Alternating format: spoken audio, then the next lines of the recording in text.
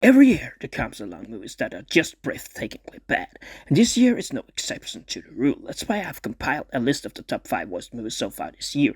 The first on my list is a movie I can at best give a 4.25 out of 10, and it's a movie called Kandahar.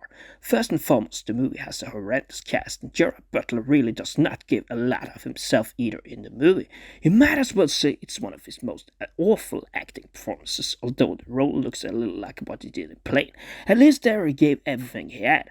You can also say this movie does other things wrong, like not creating enough tension, like when they are chased by all these hostiles along the border into Kandahar. They never make it intense enough. The movie is also very badly filmed, especially in the darker scenes, when you really actually at times really can't see what is going on. The next movie on my list is called Assassin Club, and it's one of the 4 movies reviewed in this video. I will only give 3 out of 10. The reason I don't like this movie, and I think it's very bad, is because the action scenes are cut so short. Cutting down a shootout to 10 seconds does not really make it exciting. Of course, it is also annoying when the characters like Morgan and Fox seem to have aimbot for most of this movie. In addition, it feels unrealistic that the female assassins are way stronger than the males. The twist in the end is kind of random when it turns out that the little girl who had an uncle killed early in the movie was actually the one behind the assassin game that outplays itself in the movie. It shall also be said that the killing of the best character played by Sam Neill so early in the movie and letting Falk be the main villain is not a smart move by the makers of this movie. The next bad movie on this list is called Death's Roulette, and it's a Spanish movie released earlier this year. It's a movie that on the surface has an exciting concept, but ends up looking like a scuffed version of Circle. The concept of this game, where one person has to die every hour, is something Circle does much better because they make it more intense, while this movie seems more like a murder mystery movie, where the Death's Roulette game just stops way too much.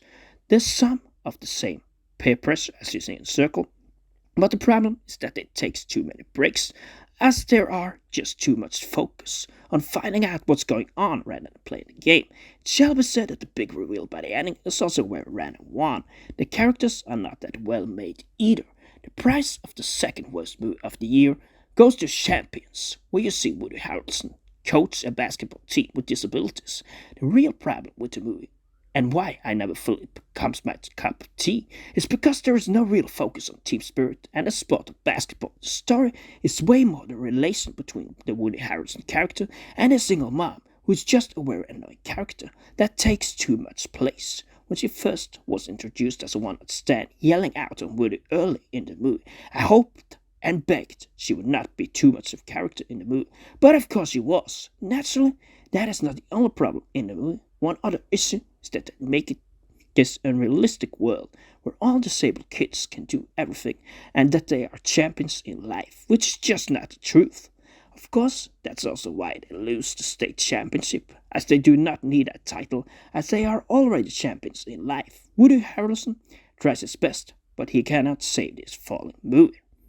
The worst movie of the year is a super miss from Guy Ritchie called Operation Fortune, a movie that was delayed for God knows how long.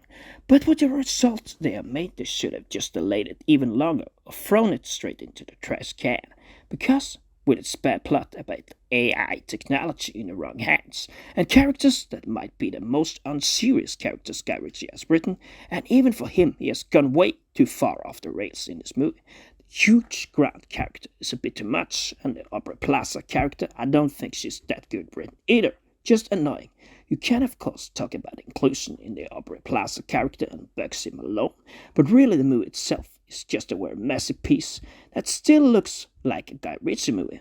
But the only really interesting thing about it are the action scenes with Jason Statham that comes in the end of the movie. And now Guy Ritchie can create much better, although I must say also that the only 2 movies he has really hit the jackpot in is the Lock, Stock, and 2 Smoking Barrels movie and the perfectly polished The Gentleman.